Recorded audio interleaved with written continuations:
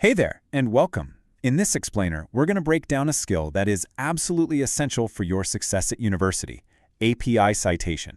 And trust me, this isn't some optional extra. It's a core requirement. So, if you're ready to learn how to write with real confidence and academic honesty, let's get right into it.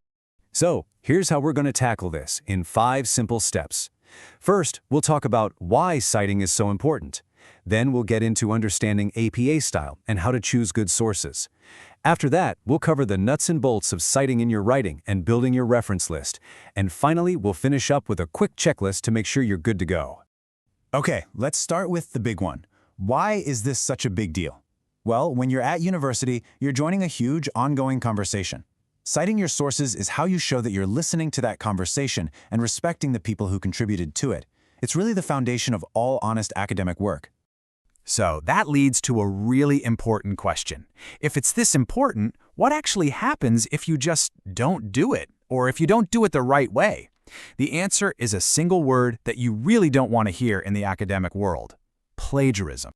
So what exactly is plagiarism? Well, it's pretty simple. It's using someone else's work, their words, their ideas, their research, and passing it off as your own. And universities take this incredibly seriously. The consequences can be anything from failing an assignment all the way to being expelled. The bottom line is, learning to cite correctly is all about protecting your academic career. But, it's not all about avoiding trouble.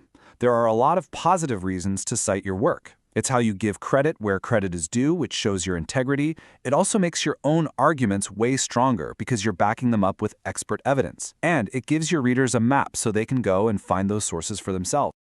Okay, so now we know why we have to cite. Let's get into the how of it all.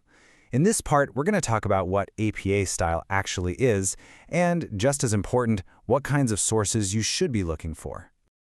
All right, so what even is APA? It just stands for the American Psychological Association. And really, it's just a set of rules for how to format your paper and your citations. You'll see it used all the time in the social sciences, business, education, and health fields. It just creates a standard, consistent style so everyone is on the same page. Now, this is a big one: choosing the right sources. For university work, you've got to use academic sources, things like peer-reviewed journals, academic books, and so on.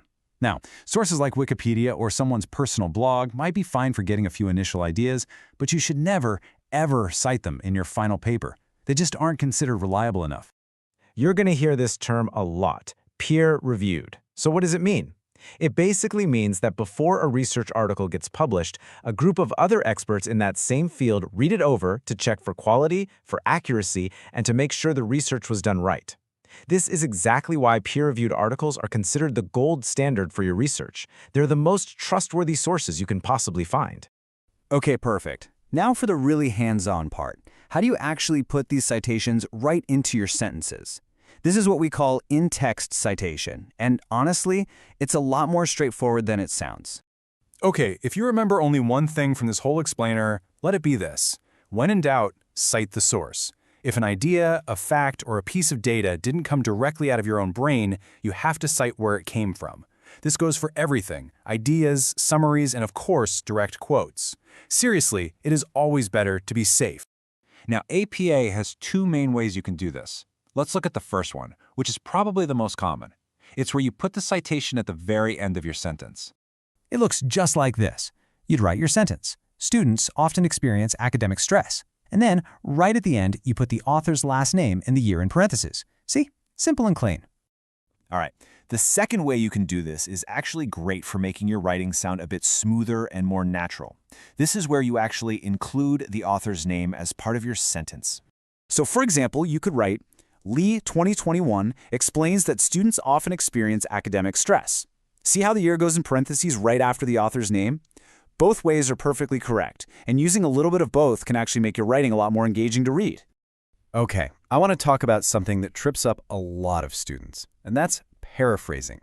This is when you take someone's idea and put it into your own words. You have to remember, even though the words are yours, the idea isn't, so you still have to cite the original source of that idea every single time. Now, what about direct quotes? You know, when you use someone's exact words. Well, at university, what your professors really want to hear is your thinking in your own voice. Because of that, you should try to use direct quotes as little as possible. So here's a really good rule of thumb to follow. Direct quotes really shouldn't make up more than about 10% of your entire paper. Why? Well, the goal here is for you to show that you understand the ideas well enough to explain them yourself, not just that you can copy and paste what someone else said. And when you do use a quote, there's just one extra little thing you have to add to the citation. You still got the author and the year, but you also have to add the page number where you found the quote, with a P and a period right before it, just like you see here. All right, we are almost done. You've put all the citations inside your essay. The very last piece of the puzzle is the reference list, which goes at the very end of your paper. Your reference list really just follows 3 basic rules. Number 1, it always starts on a brand new page at the end of your document. Number 2, it gives the full details for every single source you mentioned in your paper. And number 3, this is so important. Every citation in your text must match up perfectly with an entry in your reference list. It's like the key that unlocks all your research for your reader. And hey, just a quick tip for when you're not writing an essay. If you're giving a presentation, citing is even easier. You just say the author and the year out loud. So you might say something like, according to research done by Lee in 2021, that's it. It keeps things flowing smoothly while still giving credit. Phew, okay, we've covered a ton of ground. So before you ever hit that submit button on an assignment, let's run through one last checklist to make sure you've got everything covered. Just ask yourself these 5 quick questions. 1. Did I cite every single idea that isn't mine? 2. Is my paper written mostly in my own words through paraphrasing? 3. Are all of my sources academic and credible? 4. Do my in-text citations match my reference list perfectly? And 5. Did I keep my direct quotes to a minimum? If you can say yes to all of those, then you are ready to submit your work with confidence. At the end of the day, learning how to do APS citation isn't really about memorizing a bunch of rules. It's about showing respect, writing with clarity, and maintaining your academic honesty. Getting this skill down will not only protect you, but it'll make you a much more credible and thoughtful writer. So, thinking about your next assignment, what's the one thing you'll double-check first?